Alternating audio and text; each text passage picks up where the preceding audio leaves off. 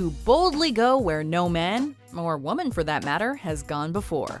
Welcome to WatchMojo.com, and today we're counting down our picks for the top 10 female Star Trek characters. What the hell is going on? Before we begin, we publish new videos every day, so be sure to subscribe for more great content. For this list, we're looking at the most iconic and empowering female characters from the Star Trek franchise. They have certain pleasure-enhancing qualities. Number 10, T'Pol. Is their ship still docked with us? Being the first Vulcan to serve such a long term on a human starship, and doing it years before the Federation even existed, is both a distinction and a challenge that T'Pol adapts to. Torn between her loyalty to the Enterprise crew and to the Vulcan High Command, she lets her bigger loyalty to logic and the truth guide her. She's an expert fighter, stoic and clever when in command, but she also proves when her mother dies that Vulcans do have emotion, even if they don't often show it.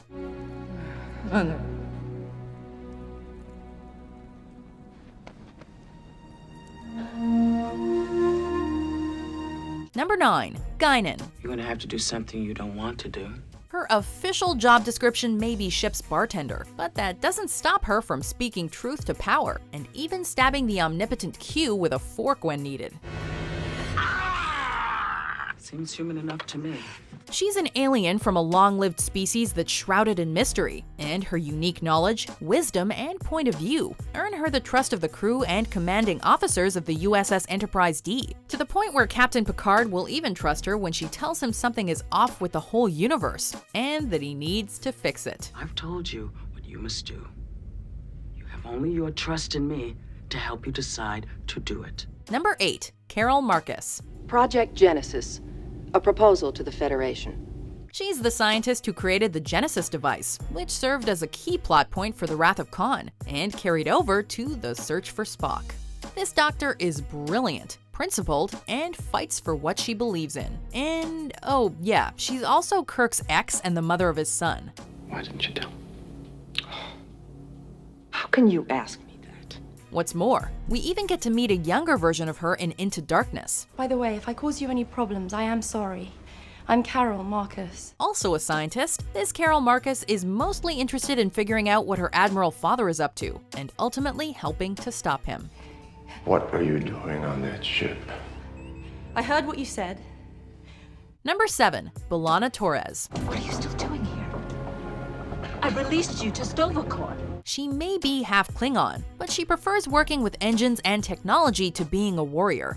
She may also be half human, but she left Starfleet Academy to join the Maquis, only to become chief engineer of a Federation starship many light years from home. Doctor, unless you want me to knock you into the middle of the next millennium, you'd better back off. While her fiery temper may calm down over the years, both her sarcasm and dedication to the Voyager crew strengthen. She also forms close bonds with crew members she initially shunned, eventually declaring her love for Tom Paris under the most extreme circumstances, then marrying him and having a baby with him. I love you. Number 6, Kira Nerys. What you're asking for is another murder. While a former terrorist may not be the most likely choice for second officer on a Federation-run space station, this major in the Bajoran militia, who gets promoted to colonel by the end of Deep Space Nine, is surely the best choice. You're trying to be a hero. Terrorists don't get to be heroes. She's one of the most complex main characters Trek has offered us. She can put her past aside and help out former enemies if it's for the greater good, and work for someone without letting her deeply held religious beliefs get in the way. I'm supposed to keep you awake, not bore you to tears. Number 5, Deanna Troi. Remember me. When you can tell what people are feeling and are naturally a compassionate person, a ship's counselor is a rather smart career choice. And it's one that this half-betazoid, half-human made when she joined Starfleet.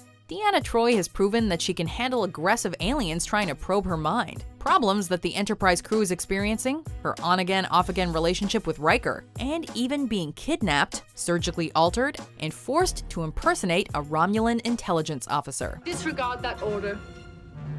What? I do not authorize this attack. The one thing she's never ready for, though, is a visit from her overbearing mother, Lwaxana. You could at least pretend you're happy to see me. Mother, We're among non-telepaths. It's impolite not to speak aloud. Number 4, 7 of 9. I speak for the Borg. When it comes to messed up backstories, it doesn't get more intense than being assimilated by the Borg as a child, growing up as a drone, and then getting disconnected from the hive mind as an adult. The result is a Voyager crew member with more technical and tactical knowledge than anyone on the ship, but that struggles to form relationships, adapt to human customs, and fight the urge to return to the Borg collective. You killed him? It was a mild shock. He will recover. 7 of 9's presence on Voyager leads to some funny moments, and others that are quite serious and touching, but it also results in quite a bit of action. I must warn you, I possess superior strength. I'm trembling. Number 3, Beverly Crusher. Maybe there's something wrong with the universe. She is an excellent doctor, a caring mother, a curious scientist, and a good friend to the Enterprise D crew. She's principled and steadfast in her convictions, and can even show compassion for a Borg drone. Her strong-willed nature means she has no problem speaking her mind, even letting Captain Picard know when she thinks he's wrong. I'm surprised at you. She can debate the meaning of life with an android, or teach him how to dance, but is just as readily able to act as a negotiator and peacemaker with aliens when the situation calls for it. She is a real 24th century Renaissance woman. You should be drawing, not killing people. Number 2, Kathryn Janeway. Safe passage first, or no deal. She can be a tough-as-nails commanding officer, and a compassionate leader who cares for her crew. Star Trek's first major female captain is also the one who faces the most impossible odds, stranded 70,000 light-years from Earth, managing a crew half comprised of former Maquis terrorists, and dealing with alien races no Starfleet officer had encountered before. But I don't like bullies, and I don't like threats, and I don't like you, Cullen. She doesn't back down when faced with the Borg, and even forms a temporary alliance with them to fight a bigger foe. As long as she has her morning cup of coffee, everything is under control. Commander, set a new course. There's coffee in that nebula. Before we unveil our number 1 pick, here are some honorable mentions. As for Anina Tandro, yes, I feel the shame of Curzon's indiscretion.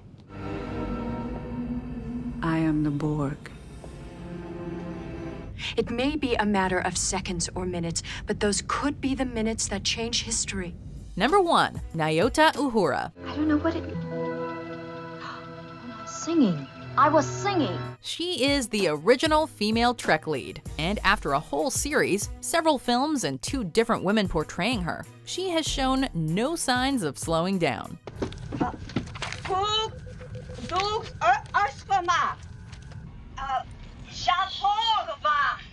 Uhura is tough, smart, and always ready to help out the Enterprise crew. She's also witty and can be sarcastic, meaning she's as fit for comic relief as she is for action or Trek-level serious introspection. At that volcano, you didn't give a thought to us. What it would do to me if you died, Spock.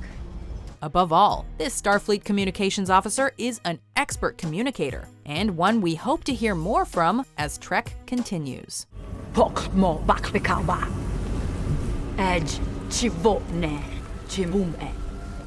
you agree with our picks? Check out these other great clips from WatchMojo and subscribe for new videos every day.